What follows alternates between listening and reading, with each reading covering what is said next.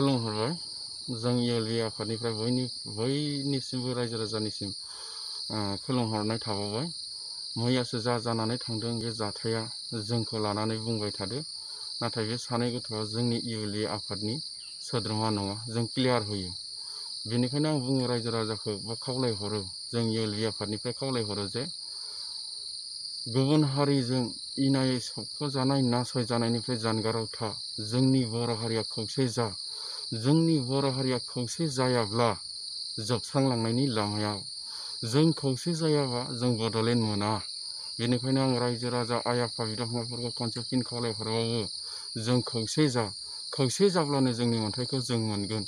आरो मैयानि जेनाखि इनाय अयथासारै आसाम पुलिसा गावथारदों, बिनि दायनिगिरिखौ जों बिटिआर सरकारखौ बुंनो हायो बा जों सोंखारियो। नोंसोर जुदि बर' हारिनि थाखाय बा बर' जाथिनि थाखाय नोंसोर जुदि मोजां खामानि मावदोंब्ला, बे सानै गथ'आ दिनै नंखाय फान्दाय जानानै मानो गावथारजानो गोनां जादों जे जोंनि इउएलबि आफादनि सोद्रोमा होननानै। रायजो राजा नोंथांमोन खोनासं, बे सानै गथ'आ जोंनि इउएलबि आफादजों जेबो सोमोन्दो गैया आरो बे जोंनि सोद्रोमा नङा। बेखौनो आं रायजो राजानि सिगाङाव क्लियार होयो। आरो बिटिआर खुंथायनि गोहोआव थानाय बर' लिडारफोरखौबो जों बुंहरो जे नोंसोर जुदि हारिनि बा जातिनि जुदि खामानिखौ नोंसोर मावमारदोंब्ला, हारिनि रैखाथिखौ नोंसोर सान। जोङो दिनै हारिनि थाखाय ओंखारदों, हारिनि रैखाथिनि थाखाय ओंखारदों। जों रावखौबो नासया, रावखौबो मुगैया। नाथाय नोंसोर बेबायदि जुदि बिटिआर खुंथाय गोहोआव थानानै इनाय अयथासार जुदि खालामबाय थायोब्ला, जों नोंसोरखौबो माबा मोनसे गोख्रों खालामनो थाखाय बा मावनो थाखाय लामाखौ लानाय जागोन। दा बेखौनो आं बुङो जे दिनै आसाम पुलिसफोरा जोंनि माबायाव बिटिआराव फैनानै बर'नि जायगायाव फैनानै मानो बेफोरबायदि गावबागाव गोहोखौ बाहायनो मोन्दों, बेफोर गासिबो जोंनि बर' लिडारफोरनि राजनितियारि दोलोआव थानायफोरनि गोरोन्थि। दिनै गाव गावनि सिटखौल' लानानै, गाव गावनि मोन्थायखौल' लानानै, दिनै गाव गावखौल' दामि गारियाव गाखोनानै बिदि स्कार्ट लालायना गिदिंलायनानै जाथिनि सायावनो गिदिंबा जानाय नङा।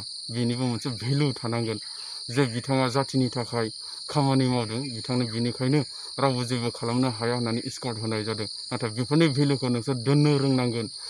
जोङो नोंसोरखौ दुखु मोना, जाथिनि थाखाय खामानि माव, हारिनि थाखाय खामानि माव। नोंसोर राजनितियाव थायो ना महाय थायो, नोंसोर खामानि माव, नाथाय हारिनि थाखाय खामानि माव। आं खनसे राजनितियारि दोलोआव थानायफोरनि गोरोन्थि। दिनै गाव गावनि सिटखौल' लानानै, गाव गावनि मोन्थायखौल' लानानै, दिनै गाव गावखौल' दामि गारियाव गाखोनानै बिदि स्कार्ट लालायना गिदिंलायनानै जाथिनि सायावनो गिदिंबा जानाय नङा। बेनिबो मोनसे भेलु थानांगोन जे बिथाङा जाथिनि थाखाय खामानि मावदों, बिथांनो बिनिखायनो रावबो जेबो खालामनो हाया होननानै स्कार्ट होनाय जादों। नाथाय बेफोरनि भेलुखौ नोंसोर दोननो रोंनांगोन। जोङो नोंसोरखौ दुखु मोना, जाथिनि थाखाय खामानि माव, हारिनि थाखाय खामानि माव। नोंसोर राजनितियाव थायो ना महाय थायो, नोंसोर खामानि माव, नाथाय हारिनि थाखाय खामानि माव। आं खनसे फिन बुंबावो, जों इउएलबि आफादा फावसायनानै थाया।